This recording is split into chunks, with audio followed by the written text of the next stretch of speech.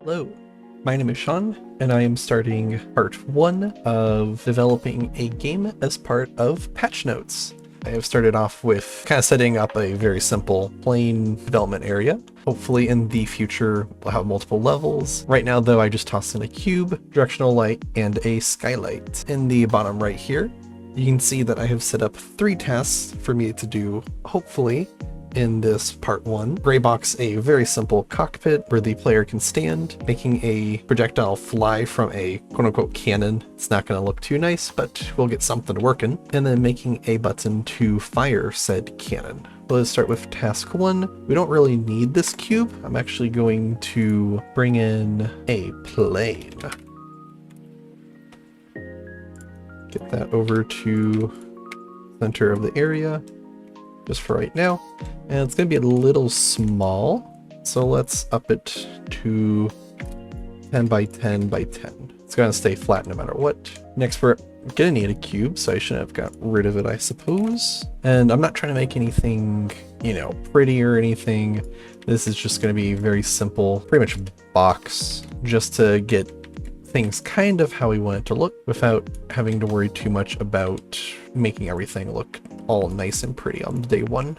In the future, the shape of this will be shaped out more, though for right now, this is all we really need. Next, we need a place for a player to spawn. Player start. This room is a little smaller than a normal player. So of course we don't have a player just yet, so that'll be another thing that we have to work on. But if we run it right now, we at least spawn in that spot, which is very good. Of course, we're still a camera flying around, but the camera at least does interact with the walls. So very nice. Kind of preparing for task 3. I'm going to bring in a box here. Shrink it down. This is going to be our button panel. One could name it. Can I change moving size down a bit so I can change it down there? There we go. Very simple. Exists here. Could go up and click a button right there if needed. So that is task 1 right here, taken care of. There will be in the future more work done on this, but right now this is just a very simple little box. Now let's make our cannon. We're going to add another folder, blueprints. This is going to be important. Actually, I might move materials into here too, because that'll be used with blueprints. What we're going to want to do is just make a really simple blueprint object. Let's see, which one do we want? Let us make just a simple actor. This we can open into its own little panel. Let's leave it at the center. Let's add another cube, which we're actually going to make as the quote-unquote barrel. Doesn't have to be fancy. Very simple. We kind of see where the barrel is, like a barrel shroud, and then the body of the quote-unquote cannon. Another thing that I would like to add to this is a arrow.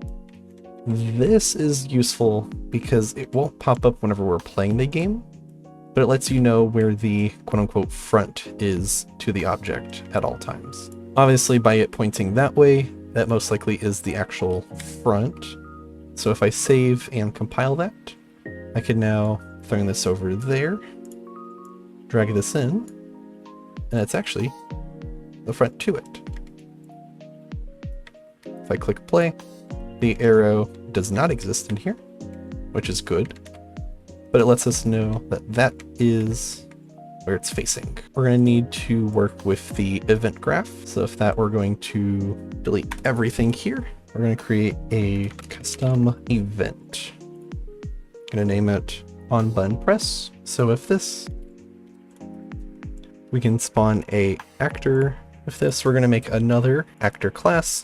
We're going to call this projectile. We're going to open that up and we're going to create just a really simple, let's make it just a normal sphere. Maybe a little smaller because it's going to be the normal default shape size, which will be a little big. What we can do now is we can add a new reference projectile to fire, and we're going to specifically search for projectile as a class reference. And we're also going to want to click this eye right here, which will make it visible in the editor. So now what we can do, doesn't have a class for it, so we're gonna get the projectile to fire. Boom. What else does it want? Transform. There we go.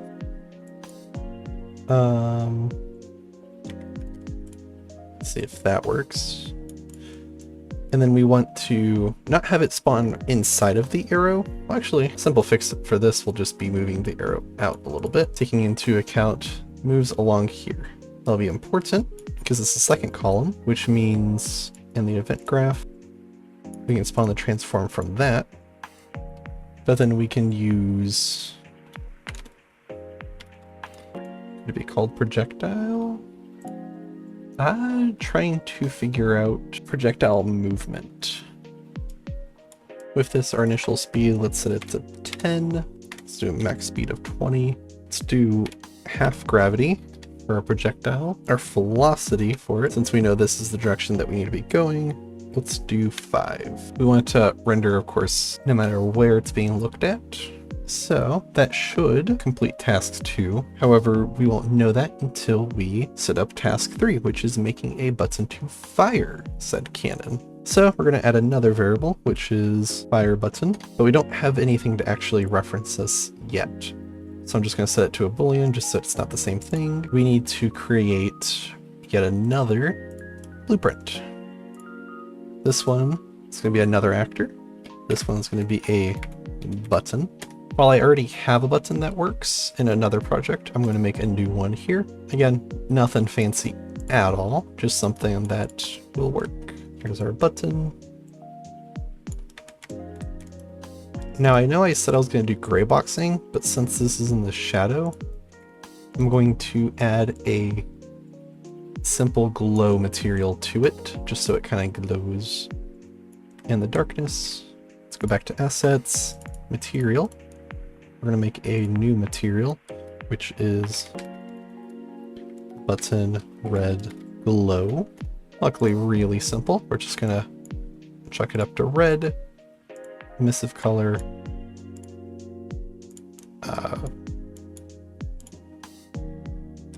there we go, bright glowing red. And that's actually pretty much all we need. So just save that, close it up here, and right here we can drag it in. Oh, there we go. Save and compile. So now, even in darkness, it'll glow red. Whenever we left click that, that should, hopefully, fire the cannon. That's assuming everything else works. Back to our cannon. So we have our projectile to fire.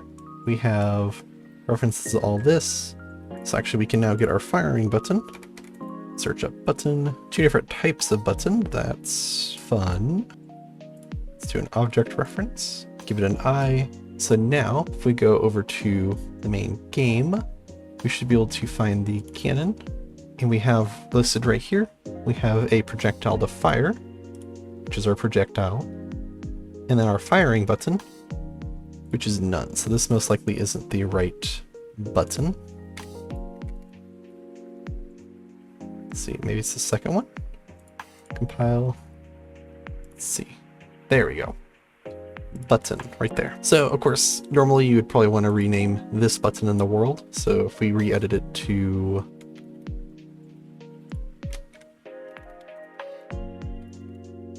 cannon button. Now if we go back to the cannon, that's renamed here.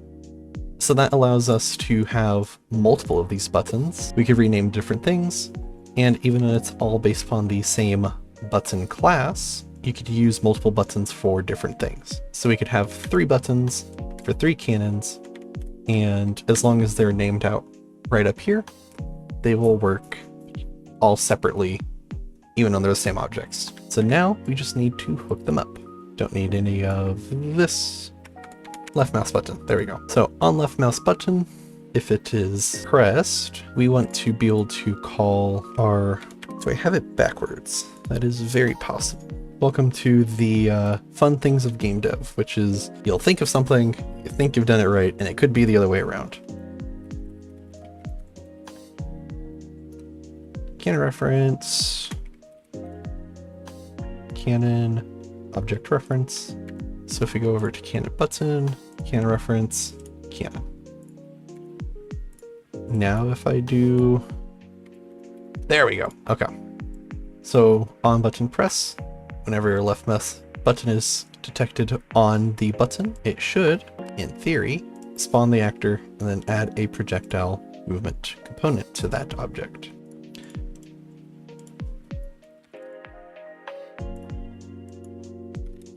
Let's see if, kind of throwing this together. Let's give it 3 seconds. Destroy actor. And it's going to be itself. So anytime it spawns, after 3 seconds, it should destroy itself. And we can test and see if that works. So if I go up, I guess there's no way to see if it works. Definitely leaving this in just in case if something has gone wrong. If I just run simulate,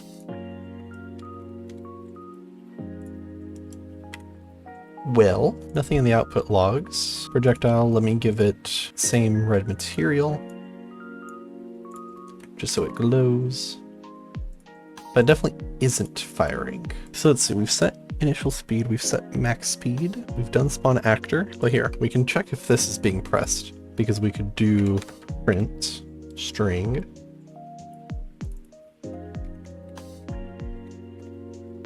This is good because development-wise, if you're building the game, this won't appear, but if you're testing and just running play up here, it will work. So, okay, so that's our first issue, is that that is not picking up our left click. So to detect a left mouse button, we're first going to actually need to make a character. Turns out there's a way to just add the default player controller system in, so that'll save us time instead of having to create our own. However, with the input controls and such, that would be where you would handle inputting controller support and the arrow keys and such, rather than just WASD and then mouse. With that, delete, we can delete the player off of here.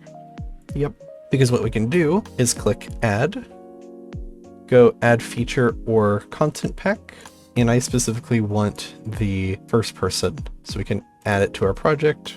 It went and added all these files over here for handling the character. One thing that we definitely will need to do is go to the project settings, maps and modes. And one of the things is that with importing this, we need to change the default game mode to the first person game mode.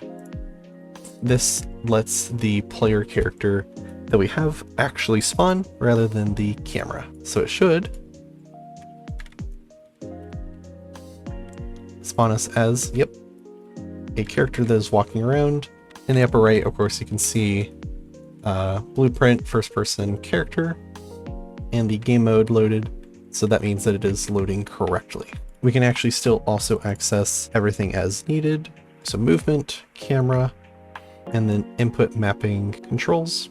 Very nice. This is how the player looks. One thing we will need to implement is a casting feature, because currently, while our button does have a left click, there's no way for a signal to reach it, because no matter what we do while playing, we may exist, but the button still doesn't know that we're actually clicking there. We are going to, in our button, we're actually going to the viewport, we're going to add a collision area.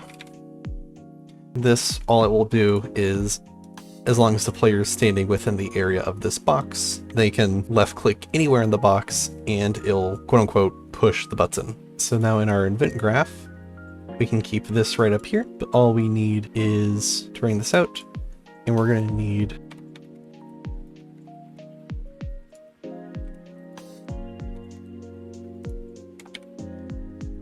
a gate.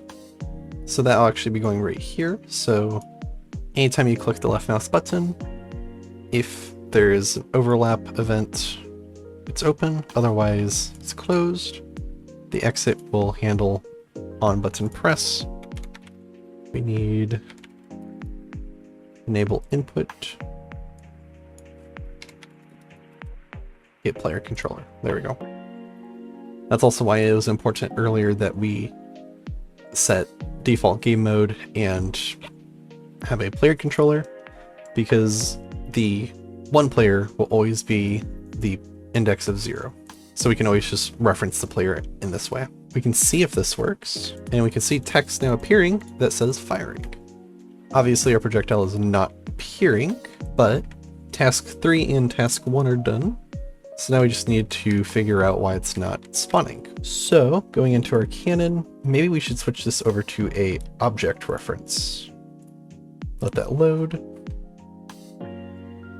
So we'll need to break that link, but now the only thing is that this will need to change. So spawn actor, well, we can only spawn from a class. So let's change it back. Thankfully we don't need to even draw it in like this, but works out. Cannon does in fact still have projectile as its object. Reset our spawn transform. Why not we kind of use the fact that we have access to the rifle blueprint and see how this is set up. So that's the gun being picked up. That doesn't really help us itself. There should, however, be projectile itself. We might have to come back to this one. Spawning logic. Okay, so they do have it. It's just like it spawns as such. So okay, so 1 isn't even appearing because that's never firing. Let's make sure that this is working as well. Okay, so it is running. It's just that nothing's ever spawning. So maybe the arrow itself is not a good spawning point. We want the camera transformation. We want most likely of cube 2. Ooh, can we get the forward vector of the arrow?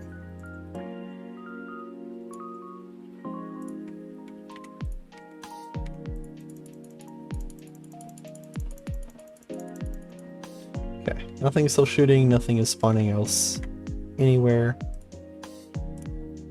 If I simulate, can I? No, I still can't. Okay. Did a quick little thing. Turns out just using the wrong transform.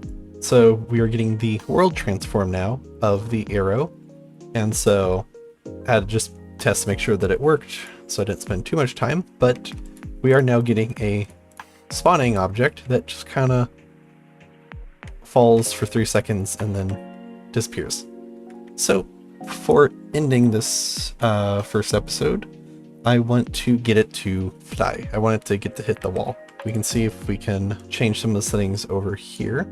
Let's up the initial speed to 1000 with the max being, well, let's go to 3000. Compile and save, actually, so I don't have to keep doing that. Save on compile on success. That's just so whenever you save it, it should also compile. Let's go into play. Okay. Something is spawning. I click on the button as long as we stand in the area. It works, but it's currently flying off the wrong direction. Looks like it's going like this way rather than going forward. Let's take a look at the projectile movement again. Velocity. Let's see, what if we change this to X to 1. There we go. So it should now be moving completely straight forward. But now the issue I think I would expect to see is that if this is, like, let's say rotated towards us, a little dangerous, but well, good. It still moves wherever the forward face is. So that means that if we say in here for our cannon, let's make the cube 1 and arrow parent of the cube. So if we rotate this up,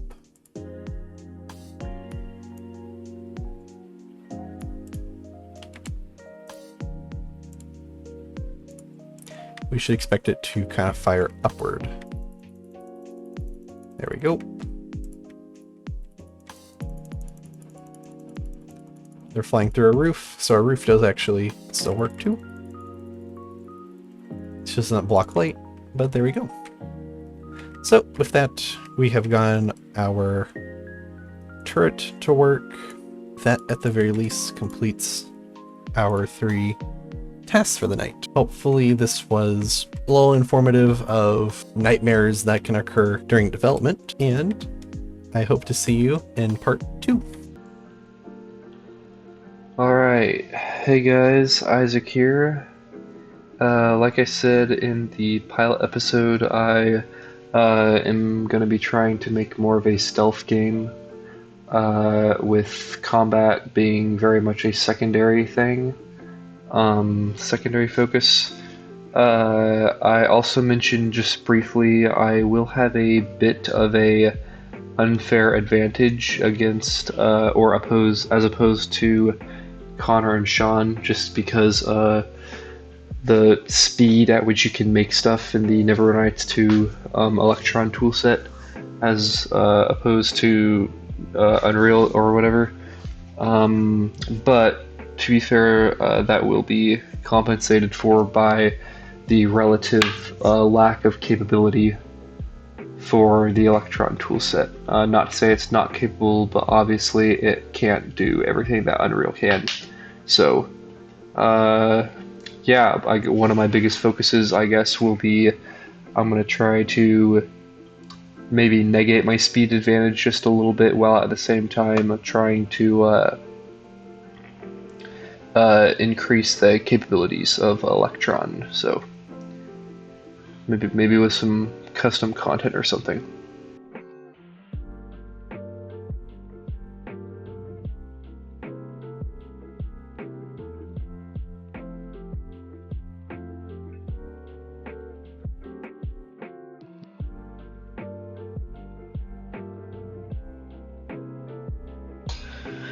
Alright, so first of all,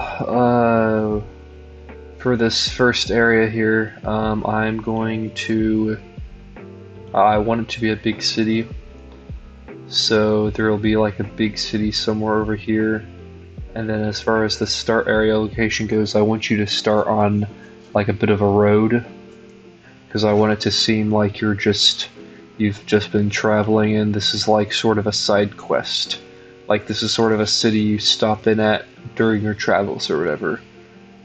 So, city here, and then a road here, basically.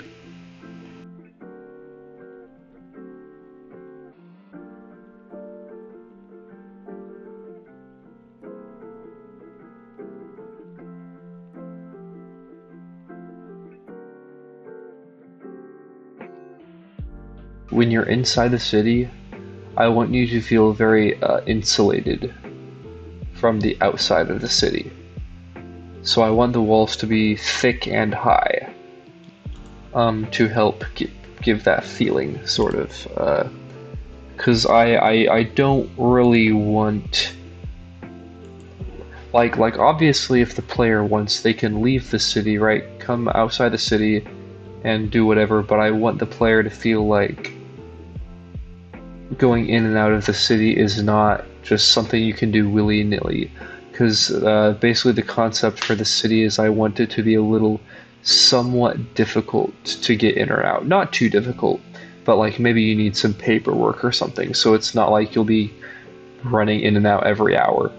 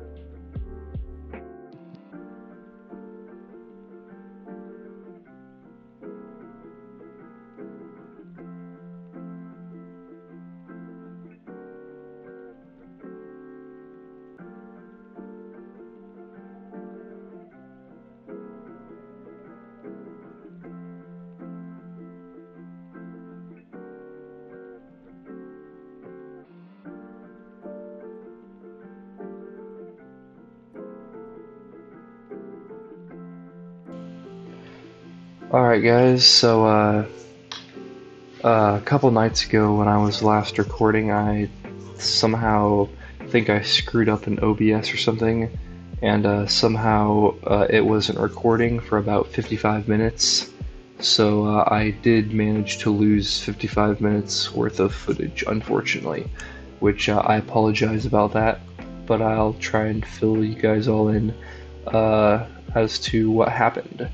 So basically, I very much expanded the city walls. So I think, yeah, I like quadrupled. Yeah, I quadrupled the city size because originally, if you guys remember, it was. Try and get it all in frame here. It was for these wall placeables, four wide and four tall, basically, or four deep. Um, but now, obviously, yeah, doubled each of the wall lengths, and so I quadrupled the whole area. I really like the size. It feels big without being too big. And I could definitely like envision a actual full-size city being in here.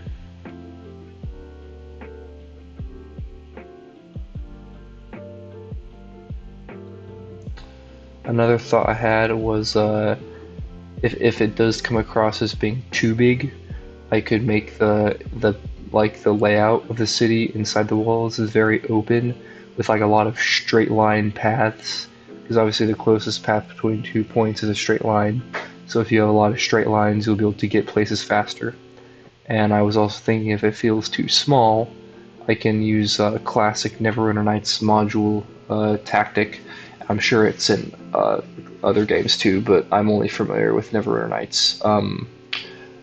Basically, you have a city, right, but you force the player to take like long winding paths through it.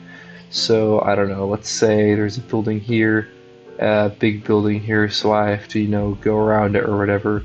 Just basically making the player take long winding routes instead of a short straight route to make it seem bigger. So just a couple options I have, I guess.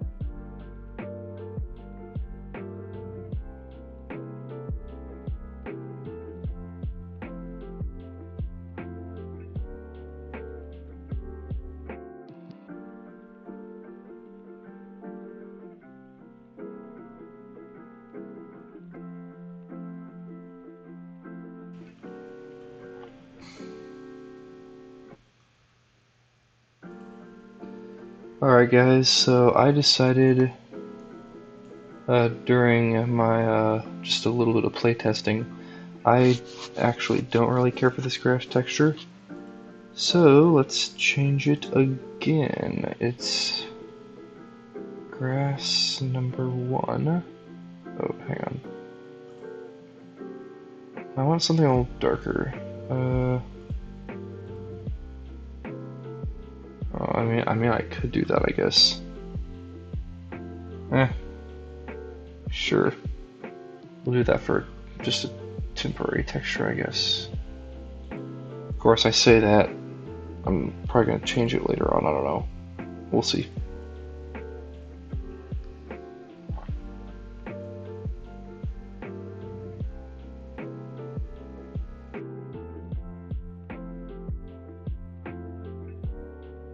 Road map. The first thing I want to do is terrain slash the world. I don't know. Gameplay stuff. This roadmap looks like I'm gonna build the terrain. That's what I'm gonna do. Asgar's fantasy map generator. I think I'm gonna go with Low Island. This will have to do. We're gonna start a new project. If I do maximum here, my computer will probably itself. We'll just go maximum.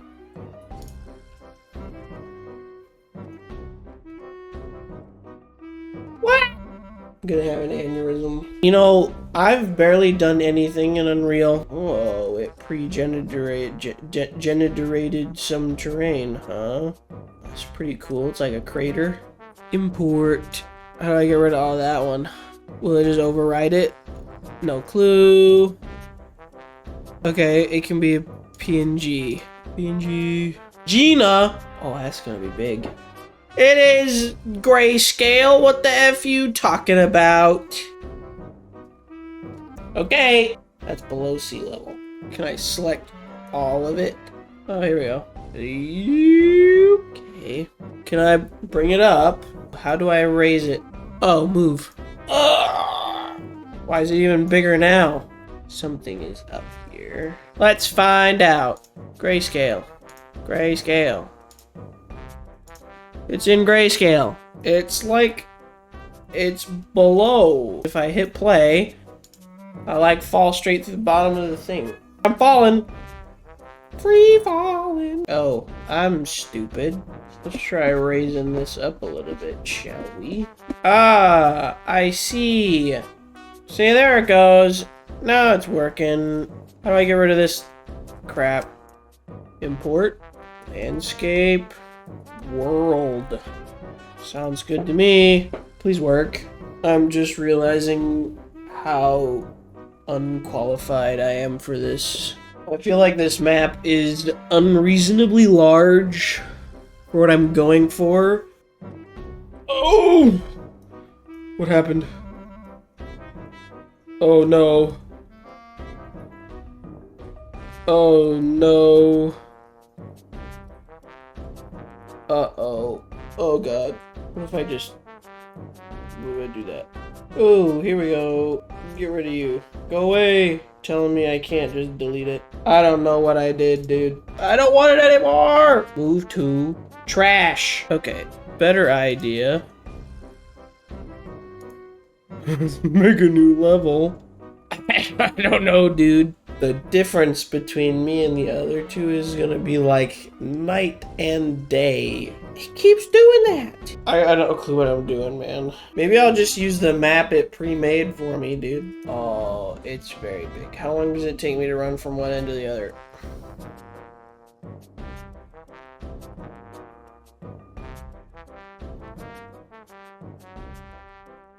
It's looking like a long time. Because I could just do that. I could just mess around with terrain that way, but I don't like it. I don't like it. It's not good enough. I think I need to do some more learning, that's for sure. Let me see some of these mountainous areas. They might be a good for me to like just cut out a section and use it. Maybe this will be good. Let's see. If I kept all of that and just got rid of the rest.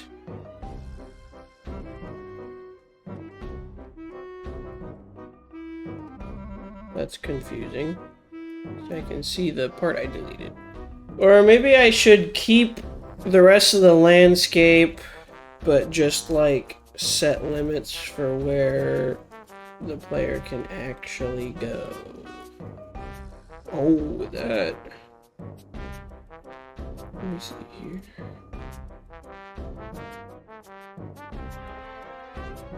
Because, like, this spot will be, like, where the cabin will go, or something. Or the tent. Maybe I can make this, like, a huge lake or something the player can go on and fish or something. But that's, like, a huge lake. I don't know, I guess I'll just use this starter map that it gave me because for some reason I'm, you know, stupid and can't figure out what to do. Uh-oh. What happened? I screwed something up. Whatever. Alright, welcome everybody to the what do we want to call this? Group chat portion? Group call? Something? We're gonna start off with Sean. Take the lead, buddy.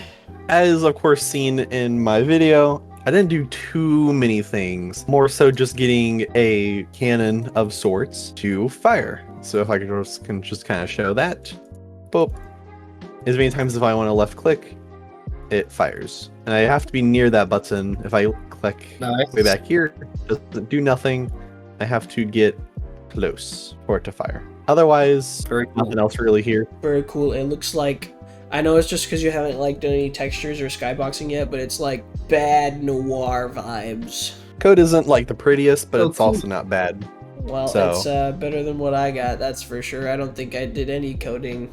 Yeah, I don't have any code up yet either. Otherwise, the next goal, as for the next episode, is getting the turret to work more like an actual turret and not just a thing that shoots projectiles. Getting it to turn, getting the barrel bit here to actually move up and down on its own. And then the possible hope is for an object to be sitting off in the distance and it be able to track that. All right.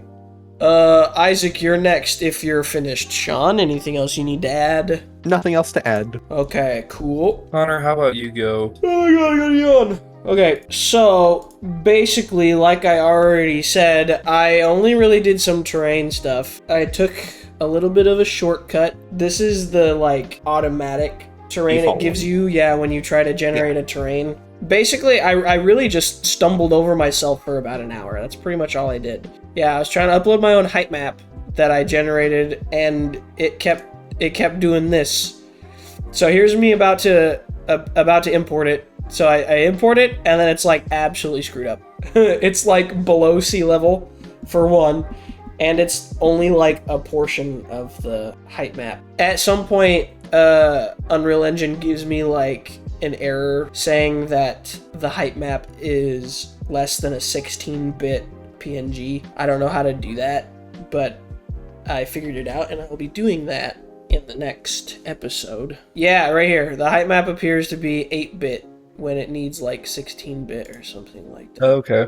I basically just went to the default terrain and then I flattened out an area where I thought it would be suitable to place the starting area for my game, which is basically my idea was that it would start out as a tent, but then you could upgrade it to a cabin later. And that's pretty much all I got around to. It's interesting seeing how you sculpt the terrain in Unreal, because, like, I don't know, it's like with your paintbrush or whatever, and the raise and lower tool and whatever. Yeah. And it looked like you had a smoothing tool too. Yeah, there's sort of like that, and there's Neverwinter Nights too. Yeah, there's a lot of different tools. There's Nice. even erosion tools. Nice. And water nice. physics. Yes, there's dry erosion Nice. and wet erosion. I haven't gotten around to messing with the water stuff yet, but in due time. And now it is your turn, Isaac. Okay, I should probably just, like, play the actual game itself, right? You guys don't think I should, like, go into the tool set or anything? You can do whatever you want. Either way, I have to look at a piece of crap game, so it doesn't. Cool. Haha, very funny. Still looks better in yours. Well, I it does look disagree. better, but, here's the area I've been making. So, I obviously, painted this little road area. Very, very nice. Then that was by hand, and then I put this texture down for the grass, which I may change later, but whatever. Oh, over here, I don't know if you guys can see it. There's like a skybox on the horizon. It's like mountains or something, I think. We have these big, tall city gates and the massive city wall. And this area I need to be fairly big, but not too big. So yeah, whatever. And then the only 2 placeables I've set down so far. Hang on, let me walk over there. Just give me a second. Trust the process. All right, so these buildings are definitely way too close together as of right now. But this is going to be the mayor's house, and this is going to be like the main city temple. So yeah, basically, obviously, mayor. I'm sure you'll go here for like some of the more important quests or whatever that have to do with him, or maybe I don't know, just the city government in general. And then I'm sure there'll be some type of healing in here or something. There's typically, obviously, healing in temples, at least in Neverwinter Nights, and then maybe a temple store or something, maybe some quests in the temple, I don't know. I obviously also plan to fill up this area with like other houses and stuff. I'm planning for there to be like shadowy alleyways towards like the edges of the city where, you know, like the criminal underbelly will lurk and stuff, and then towards the middle of the city there will be like a town square, and it'll be more like, you know, not so shady or whatever. Also, like, I do think the sky in this game is not the worst ever. I think it looks, I like the way it looks personally. Connor on his way to crap all over anything related to Neverwinter Nights crap.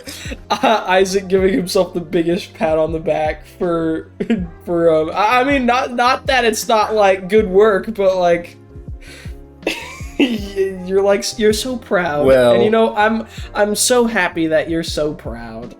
Thank you. And you know what the funny part is? That sky is literally like, I guess the default.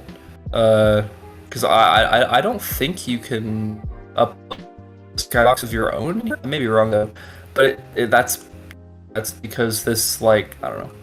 That's because there's like the sun moves across the sky, and so does the moon, and it has like dynamic day and night cycle and whatever and whatnot. In fact, it's the sun's starting to set right now. Very cool. Absolutely. So yeah, basically, I'm very proud of this guy that I did nothing with. It's beautiful. Incredible. It's absolutely incredible. Thank you. I'm crapping all over your game, but mine looks like equal doo-doo right now, so. Well, yeah, but I don't know. I've progressed farther, but I would argue yours looks better in terms of graphics, at least in the 3D modeling. Your texture is still that like chessboard grid or whatever, but you have some hills or the city on like whoop, robot Isaac. Robot. With that, I think that will close the group chat portion. We hope you all enjoyed, and please tune in for the next episode. Feel free to leave a comment about literally anything, and yeah, we'll see y'all in the next video.